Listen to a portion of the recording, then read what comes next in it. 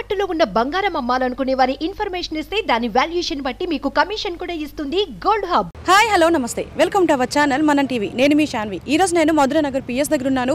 మరి నేను ఈ రోజు ఇక్కడికి రావడానికి రీజన్ ఏంటి అంటే, వైజాగ్ సత్య గారు ఆల్రెడీ ఒకసారి అందరికీ తెలిసిందే కుర్చీ తాత గారి మీద కంప్లైంట్ ఇచ్చారు.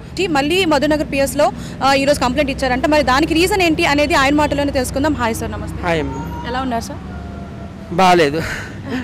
పోలీస్ స్టేషన్ ఉన్న ఎవరైనా బాగుంటారా? అయితే ఈ కుర్చీ తాత అన్నాడు ఉన్నాడు కదా, వీడు వరంగల్కి చోరీడు, వరంగల్కి బెగ్గరీడు.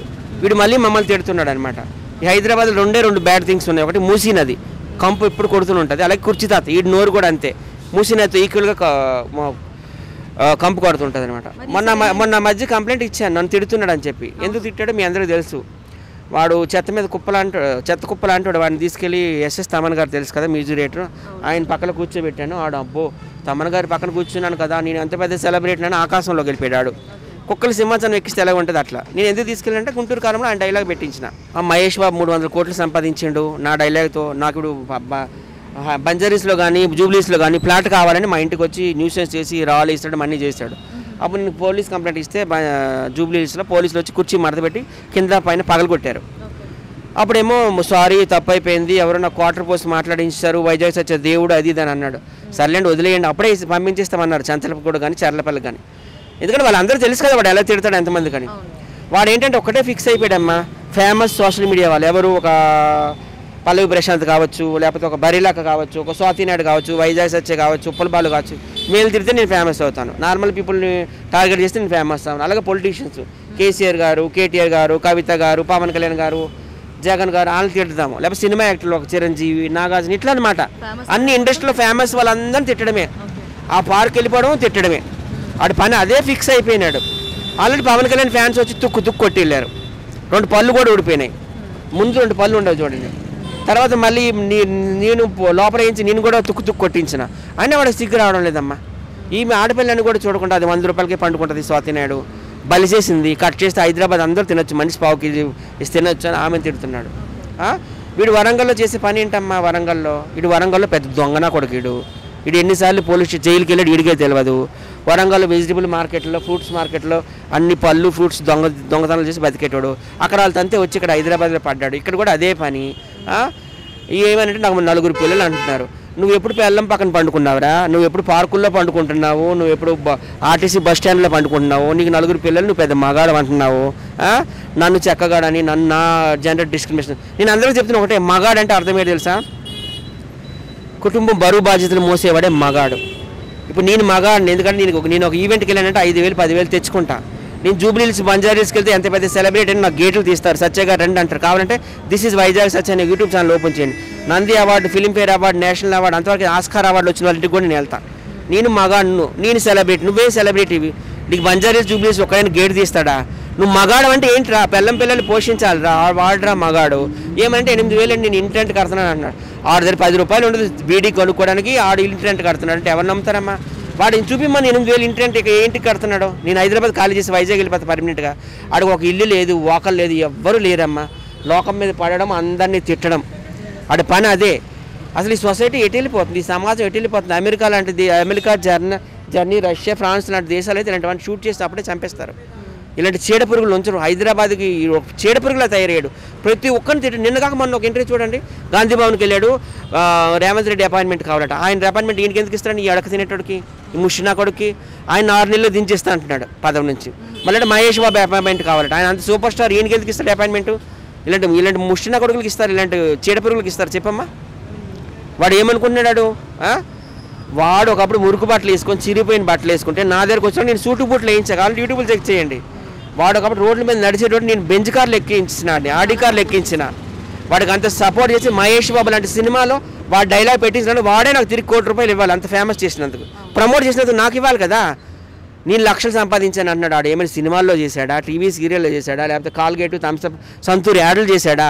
కృష్ణకాంత్ దగ్గర కూర్చుంటాడు, ఆలీలు తిడతాడు, ఆలీలు వచ్చి ఒక 50 అందిస్తారు.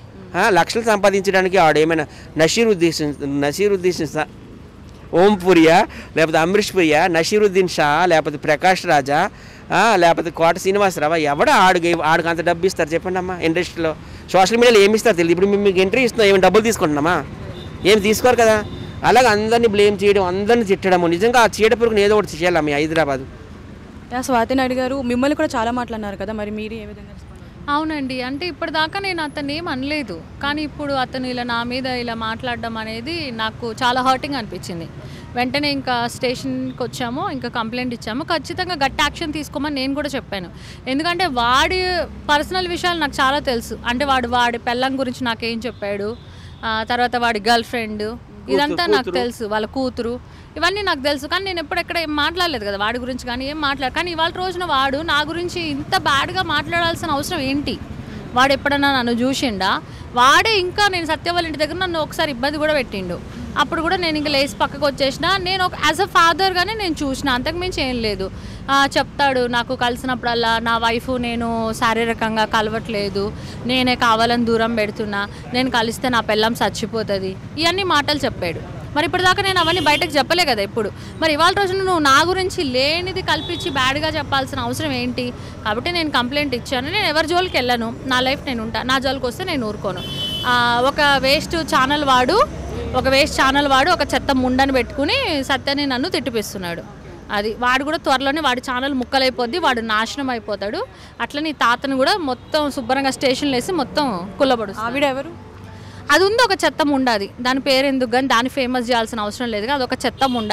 ఆ చెత్త నా కొడుకు నాకు జాబ్ ఇస్తానన్నాడు, నేను తీసుకెళ్ళి దీన్ని పరిచయం చేసిన, నన్ను పక్కన పడేసి వాళ్ళిద్దరూ కలిసి సరే చేస్తే చేసుకోండి, మీ ఇద్దరు అంతా అయస్కాంతాలు అతుక్కుని దాన్ని ఉంచుకున్నాడు, ఆడు చేసుకోవచ్చు. కానీ ఆ ముండ నా గురించి నేను ఫ్రెండ్ అని తీసుకెళ్ళి పరిచయం నా గురించి బ్యాడ్గా మాట్లాడడం, ఈ ముండా కొడుకుని తాతని పిలిచి దగ్గరుండి పక్క నవ్వుకుంటూ వీడియోలు చేయడము. నువ్వెంత, నీ బతుకెంత, నా కాలు గోటికి కూడా సరిపోవు, నువ్వు దగ్గరుండి ఆ ముసలోడి చేత నన్ను తిట్టిపించడము. ఎక్కడికి పోవు, కర్మ విల్ కమ్ బ్యాక్, మీ పాపం మీరే పోతారు, మీరే నాశనం అవుతారు. ఆడు నేర్పిస్తున్నా. ఇంకోసారి కనుక నా గురించి బ్యాడ్గా ఈ ఒక చెత్త నా కొడుకు ఛానల్ ఉన్నాడు, ఆ ఒక చెత్త ముండ ఉంది, ఇంకోసారి కనుక నా గురించి బ్యాడ్గా మాట్లాడితే ఈసారి మీ మీద కంప్లైంట్ ఇస్తా, బయటకు రాకుండా మొత్తం ఊహిస్తా. వైజాగ్ సత్య గారు ఇప్పుడు ఆల్రెడీ మీరు పోలీస్ స్టేషన్కి వెళ్ళి కంప్లైంట్ ఇచ్చారు, మరి పోలీసులు ఏమన్నారు? మన లోపల వేస్తామన్నా, ఎఫ్ఐఆర్ అయితే అయ్యింది, వాడు ఎక్కడ కనబడితే అక్కడ వేసేద్దాం అంటున్నాం. మేము ఆల్రెడీ చూసాము, ఇప్పుడు కనబడలేదు, ఎక్కడొక్కడ తిరుగుతున్నాం, వేస్తామన్నమాట. వాడు నిజంగా సొసైటీకి ఒక చీడపురుగులా తయారయ్యాడమ్మా. ఈ మీడియా అందరికి రిక్వెస్ట్, వాడి ముందు దయచేసి కెమెరాలు పెట్టండి, ఏదైనా ఉపయోగం ఉందంటే కెమెరా పెట్టండి. వాడు ఏం చేస్తున్నాడు కెమెరా పెడితే? వాళ్ళని మీరు తిడుతున్నాడు, అంతకుమించి ఏం లేదు కదా. ఇప్పుడు నేనున్నాను, ఇప్పుడు నేను ఎంతోమంది పెద్ద పెద్ద లెజెండ్స్ నా వీడియోస్లో చూపిస్తున్నాను, వాళ్ళ ఇళ్ళకి వెళ్తున్నాను, హోమ్ టూర్ మొన్ననే రామప్రభ గారి ఇంటికి వెళ్ళి చూపించిన. అలా నేను పెద్ద పెద్ద వాళ్ళు ఏదైనా ఉపయోగం ఉంటే తీయండి. ఎందుకు అలాంటి వాడిని ఎంకరేజ్ చేస్తే ఇంకా రేపు మిమ్మల్ని కూడా తిడతాడు వాడు. సో దయచేసి నేను మీడియాకి చేసే రిక్వెస్ట్ అదే, అలాంటి వాళ్ళని మీరు దయచేసి ఎంకరేజ్ చేయకండి. వాడు ఎవరిని వదులుతున్నాడు చెప్పమ్మా, ఏ పార్టీని వదిలేడు చెప్పండి, ఒక పార్టీని. ఆంధ్ర తీసుకో, తెలుగుదేశంలో చంద్రబాబు నాయుడు తిట్టాడు, లోకేష్ని తిట్టాడు, వైఎస్ రాజశేఖర రెడ్డిని తిట్టాడు వైఎస్ఆర్సీపీలో, అలా జనసేనలో పవన్ కళ్యాణ్ తిట్టిండు. మళ్ళీ ఇక్కడికి వస్తే కేసీఆర్ని, కేటీఆర్ని, రేవంత్ రెడ్డిని ఎవరిని వదులుతున్నాడు? సీనిమా యాక్టర్ని ఎవరిని వదులుతున్నాడు? సోషల్ మీడియా స్టార్స్ని ఎవరిని వదులుతున్నాడు? వాడు అదే ఫిక్స్ అయిపోయాడు, నేను అందరిని తిడతాను, ఫేమస్ అయిపోతాను, అందరిని తిడతాను, ఫేమస్ అవుతాను. నైట్ టైం ఏమో ఈ బళ్ళు కట్ చేసుకొని ఫ్రూట్స్ అవి ఇవి తినేస్తున్నాడు. పెద్ద దొంగయ్యేది వాడు. నిజంగా కుక్కని సింహాసనం ఎక్కించాను నేను నిజంగా. వాడు ఎక్కడో రోడ్ల మీద ఉండేటువంటి తీసుకెళ్ళి సినిమాలో డైలాగ్ పెట్టి అన్ని ఫేమస్ చేయడం, అది తిరిగి నాకే చుట్టుకుందమ్మా. ఆల్మోస్ట్ వన్ మంత్ బ్యాక్ మీరు ఆల్రెడీ పోలీస్ కంప్లైంట్ ఇచ్చారు కదా? కుర్చీ మడత పెట్టాను, వాడికి పోలీస్ స్టేషన్లో తుక్కు కొట్టారు, అన్నీ అయినాయి. ఆయన బుద్ధి రావడంలా. ఈ మధ్యలో మీరు ఎప్పుడు ఆయన కాంటాక్ట్ అవ్వడం? అసలు అవ్వలేదు. ఇంకెందుకమ్మా, ఇంకా సరిపోదు ఇంకా నాకు అది. వాడు ఏమంటే నేను సత్య మగాడు కాదంటాడు. మగాడు అంటే పిల్లల్ని రోడ్ల మీద వదిలేయడం కాదురా, పార్కుల్లో పండుకోవడం కాదురా. మగతనం అంటే ఒక ఇల్లు తీసుకో, రెంట్ కట్టు, భార్య పిల్లల్ని పోషించు, అది అసలు మగతనం అంటే. అర్థమవుతుందా? కుక్కలు కూడా సంసారం చేస్తే పందులు కూడా పిల్లలు పెడతాయి, అది మగతనం అనిపించుకోదు. మగతనం అంటే గౌరవంగా సొసైటీలో బతకాలి. ఇప్పుడు ఆయన సినీ వాళ్ళు సెలబ్రిటీస్ అని ఎవరు తేడా లేకుండా తిడుతూనే ఉంటారు కదా, అంటే అది ఆయన మెంటల్ స్టెబిలిటీ బాగాలేకనే లేదంటే కావాలనే? వాడు మెంటలోడు కాదు, వాడు మంచి మైండే ఉంది వాడికి. కాకపోతే అందరిని తిట్టి ఫేమస్ అవ్వాలి. ఫేమస్ అయితే ఇంక నన్ను ఎక్కడో పెట్టేస్తారు. ఇంతకుముందు ఒక డాన్స్ మాస్టర్ అట్లానే కదా అందరిని తిట్టేవాడు, చిరంజీవిని, బాలకృష్ణ, ప్రతి ఒక్కరు తిట్టేవాడు కదా. ఆయన కూడాను ఫిల్మ్ ఇండస్ట్రీ వాళ్ళు ఆయన తన్ని తరిమిస్తే మా దగ్గరికి వచ్చాడు, సోషల్ మీడియా వాళ్ళ దగ్గరికి. మేము ఇలాగ ఆర్టిస్టుల మందిని 10 మంది కలిసి ఆయనతో రియాలిటీ షోలు చేసి ఆయన యూట్యూబ్ ఛానల్కి మేమంతా ఇంటర్వ్యూలు ఫ్రీగా ఇచ్చి ఆయన లేపినాం. ఆయన కూడా లాస్ట్లో నన్ను అలాగే తిట్టాడు, గోతులోకి పోయాడు. వీడు కూడా పోతాడు, వీడికి కూడా బ్లడ్ క్యాన్సర్ అని సర్టిఫికేట్ ఇచ్చారు అక్కడ గాంధీ హాస్పిటల్లో. దగ్గితే రక్తం పడుతుంది, వీడు పోతాడు త్వరలో. కాకపోతే మనం ఓపిక మీద ఉండాలి అంతే. మేము వదిలేసాము, ఆ రోజు కంప్లైంట్ ఇచ్చాము, లోపల వేయించాము, కోటింగ్ ఇప్పించాము, ఇంకా మంచి బతుకుతాడేమో అని వదిలేస్తే మళ్ళీ ఇంక రోజు అదే పని. ఇప్పుడు మళ్ళీ వదిలేస్తారా? ఇంకా మరి వదిలేమా మీకు లోపల అయితే వేయిస్తాం మేము. ఇంకా మా శపథం అది లోపల వేయించాలని మా శపథం. Thank you. Thank you.